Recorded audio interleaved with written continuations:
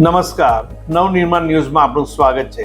પ્રધાનમંત્રી નરેન્દ્રભાઈ મોદીના સુશાસનના સફળ 12 વર્ષ પૂર્ણ થવાના અવસરે સમગ્ર દેશમાં વિવિધ જન કલ્યાણના કાર્યક્રમો યોજાઈ રહ્યા છે, જેના ભાગરૂપે આણંદ સ્થિત આણંદ કૃષિ યુનિવર્સિટીના BACA હોલ ખાતે ગુજરાતના મહેસૂલ રાજ્યમંત્રી અને આણંદ જિલ્લાના પ્રભારી મંત્રી સંજયસિંહ મૈડાની વિશેષ ઉપસ્થિતિમાં વિકસિત ભારત સંકલ્પ સંમેલન અંતર્ગત પ્રાકૃતિક કૃષિ પરિસંવાદ અને પ્રદર્શન યોજાઈ હતું।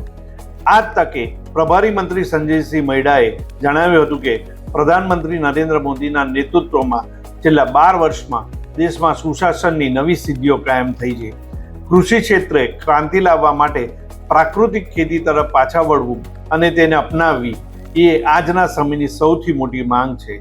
આ તકે તેઓએ સ્થળ ઉપર ઊભા કરાયેલા પ્રાકૃતિક કૃષિના પ્રદર્શન સ્ટોલની મુલાકાત લઈને ખેડૂતો દ્વારા તૈયાર કરાયેલી પ્રાકૃતિક પેદાશોના નિદર્શનને નિહાળ્યું હતું।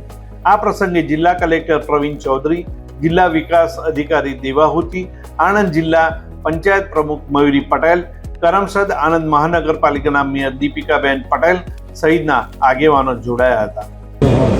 માનનીય વડાપ્રધાનશ્રીના 12 વર્ષ સુશાસનના 12 વર્ષ નિમિત્તે જિલ્લામાં વિવિધ પ્રકારના કાર્યક્રમો આયોજિત થઈ રહ્યા છે અને આ જ ભાગરૂપે આજે પ્રાકૃતિક ખેતી કૃષિ પરિસંવાદનું એક આયોજન રાખવામાં આવ્યું છે, જેના અંતર્ગત જિલ્લાના જુદા જુદા ખેડૂતોને અહીંયા બોલાવવામાં આવ્યું છે।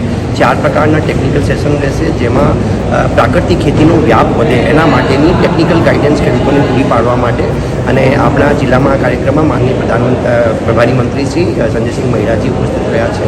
તો આ કાર્યક્રમ માનનીય વડાપ્રધાનશ્રીના સુશાસનના 12 વર્ષના જુદા જુદા વિકસિત ભારત સંકલ્પ સંમેલન અંતર્ગતના કાર્યક્રમો પૈકીનો એક કાર્યક્રમ છે અને ખેડૂતલક્ષી આ કાર્યક્રમનો આજ રોજ અહીંયા BA પટેલ કોલેજમાં આયોજન કરવામાં આવ્યું છે।